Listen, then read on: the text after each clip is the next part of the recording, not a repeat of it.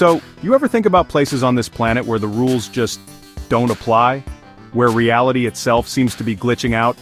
Man, we're talking about a place that's been freaking people out for decades. I mean, legitimate scientists, government spooks, regular folks just trying to live their lives. I'm talking about Skinwalker Ranch. This place is a hotbed of high strangeness. We're talking UFOs zipping across the sky, cattle getting mutilated in ways that make zero sense, weird, glowing orbs, people losing chunks of time. It's a laundry list of the bizarre. And it's been going on for a long, long time. The name itself, Skinwalker, that comes from old Navajo legends about these malevolent shamans, these shapeshifters that can turn into animals. The local Ute tribe, they consider this land cursed, man. They won't go near it. They call it the Path of the Skinwalker. And it's not just folklore. This place has been the subject of some serious high-level investigations. You got billionaire Robert Bigelow, who bought the ranch just to study it with his team of scientists, the NIDSI group. Then you find out the goddamn US government, the Pentagon, was running a secret UFO program, AATEP, and a huge chunk of their focus was right here, on this 512-acre patch of weirdness in Utah. So what is going on out there? Is it interdimensional beings? Is it some kind of advanced, non-human intelligence? Is it top-secret military tech being tested on unsuspecting people? Or is it something older and stranger than all of that? In this video, we're gonna dive deep into the abyss. We're gonna pull apart the wildest events, look at the creepy as hell experiments they've run, and check out the new tech they're using to try and finally get some answers from this place that seems to defy all explanation. Strap in, it's gonna be a wild ride. Alright, let's get right into the thick of it. The stories that came out of this ranch, especially from the Sherman family who lived there in the 90s, are just off the charts. Terry Sherman, the rancher, he's a straight shooter, not some guy looking for attention.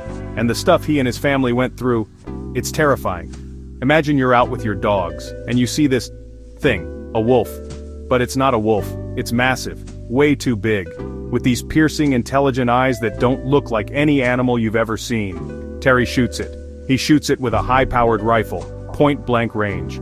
The bullets hit, he sees the chunks of flesh fly off, but the thing doesn't even flinch. It just stands there, looking at him, before trotting off like nothing happened. He tracked it for a mile. The tracks just vanished.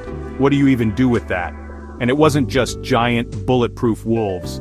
The Shermans reported these disembodied voices speaking in a strange language coming out of thin air right inside their house. Objects would levitate and fly across the room. They'd lock their doors at night, check them, and wake up in the morning to find all the doors wide open. Their cattle, man. This is where it gets really disturbing. They lost a huge percentage of their herd. They'd find these prize bulls dead inside locked trailers, no sign of entry. They'd find cows with these bizarre surgical-style incisions, organs removed with what they called laser-like precision, and not a single drop of blood on the animal or the ground around it. This wasn't predators. This was something else entirely. Something clinical and cold and completely alien. Then you have the UFOs. Not just little lights in the sky. We're talking about massive, silent, black triangular craft that would just hang in the air over the property, shining spotlights down into their fields. They saw these glowing orbs, these scout vehicles, that would fly around and seem to interact with their cattle, almost like they were herding them. One night, the entire family saw a refrigerator-sized object emerge from a bright orange portal in the sky. A smaller orb flew out of it, circled the pasture, and then flew back into the larger craft before the whole thing just blinked out of existence. This was their reality, day in and day out. It got so bad they had to sell the ranch. They were terrorized off their own property. So after the Shermans fled, billionaire Robert Bigelow and his NIDSI team roll in. These aren't ghost hunters with EMF meters, man.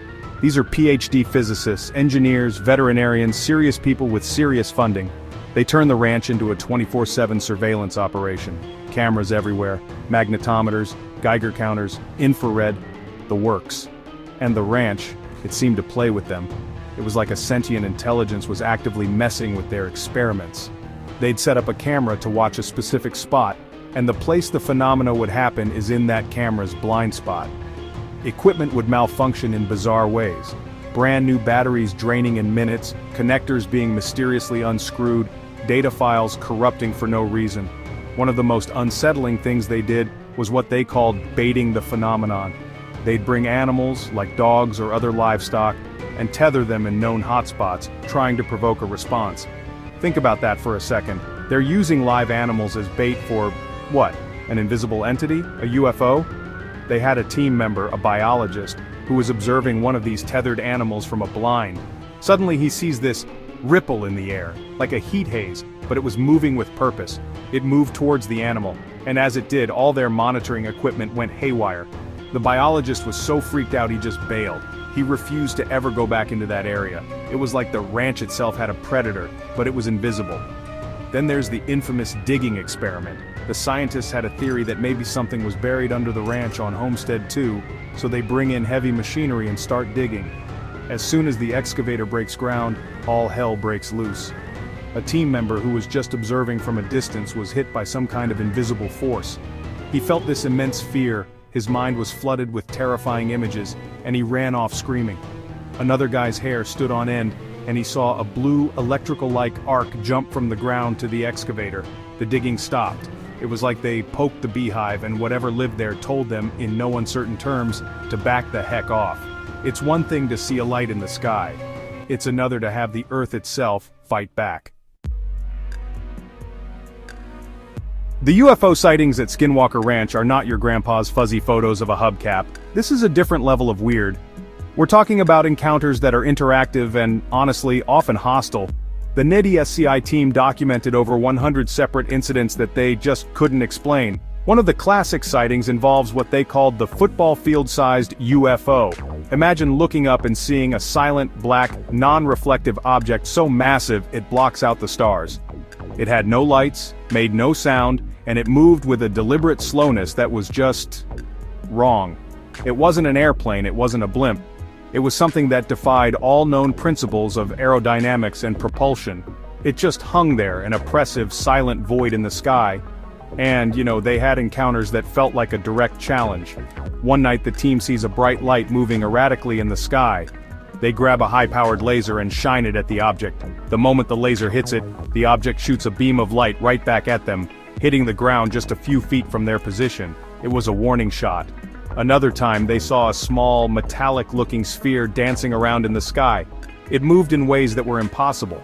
Right-angle turns at incredible speeds, instantaneous stops and starts. It was like it was showing off, demonstrating a technology so far beyond ours, it might as well be magic. These weren't passive observations. This was an intelligent force making its presence known. And this brings us back to the cattle mutilations, because they often happened in conjunction with these sightings. The work done on these animals is just baffling. We're not talking about coyotes or mountain lions. The cuts are perfectly circular, like they were made with a cookie cutter. They'd find the cow's rectum cored out, or its jaw stripped of all flesh, or its heart and liver removed through a tiny hole, all without disturbing the surrounding tissue. And again, no blood. Pathologists and veterinarians who examined these carcasses were stumped.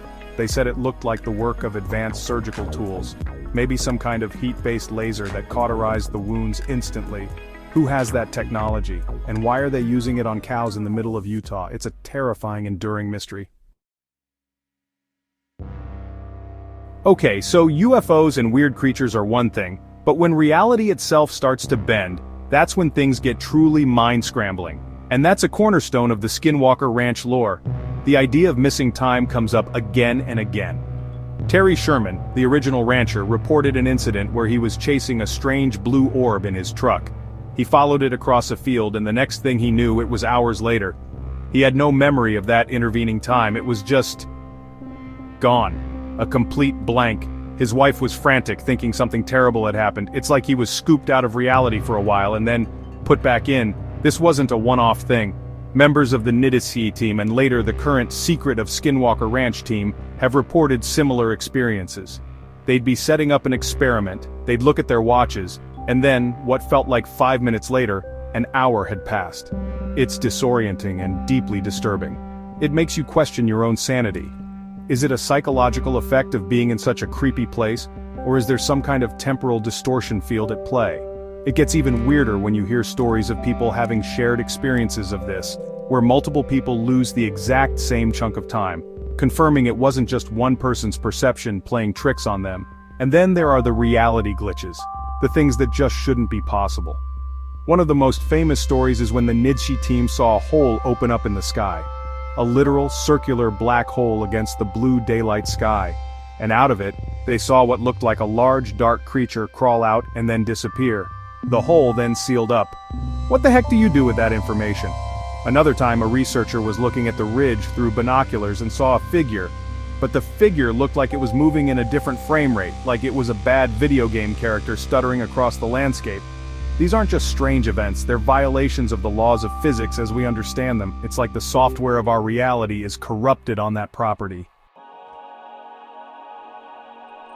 So for years it was all about cameras and magnetometers, but now with Brandon Fugel and his team, they've brought in a whole new arsenal of 21st century tech to try and crack this thing. They're not just passively observing anymore, they're actively poking the nest with some serious scientific sticks.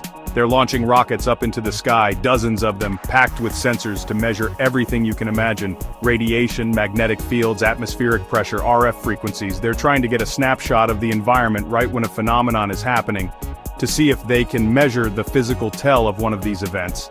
It's a brute force approach, but it's brilliant. They're also doing ground-penetrating radar on a massive scale.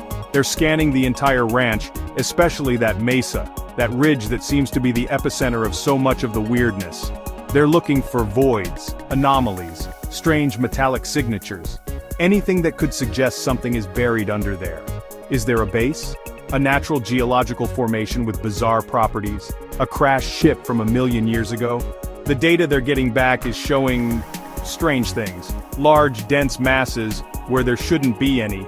It's leading them to believe that the key to the ranch might not be in the sky, but deep underground. But maybe the most fascinating thing they're doing is studying the human element. They're monitoring the brainwaves and physiological responses of the investigators themselves.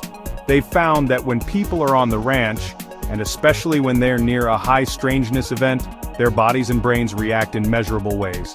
Some people get inexplicably sick, developing strange headaches or skin lesions.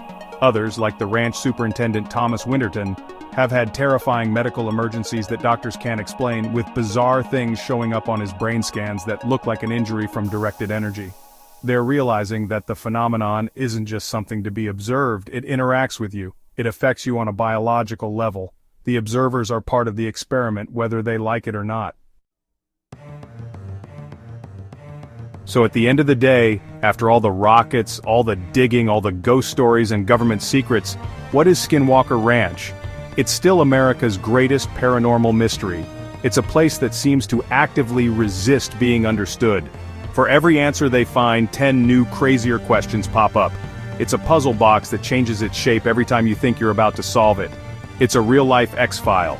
A place where all the weird stuff you hear about, UFOs, poltergeists, cryptids, interdimensional portals, it all seems to converge on this one cursed patch of land in Utah. There's a very real possibility that we'll never fully get what's going on there. Maybe our science isn't advanced enough. Maybe our brains aren't wired to comprehend it. Or maybe, just maybe, the intelligence behind the phenomenon doesn't want to be understood. It's a humbling and terrifying thought that there are forces at play on our own planet that are so far beyond us. It's a stark reminder that we don't have all the answers, and that the universe is a much stranger and more mysterious place than we can possibly imagine. But the hunt for those answers is what makes us human, right? That curiosity is what drives us forward. If you dig this kind of deep dive into the unknown, you should definitely check out my friends over at the Brightside Podcast. They get into all kinds of fascinating topics like this. You can find them on Spotify. Give them a listen. And if you like what you hear, do them a solid and leave a positive review. It really helps them out. Keep questioning everything, folks. Stay curious.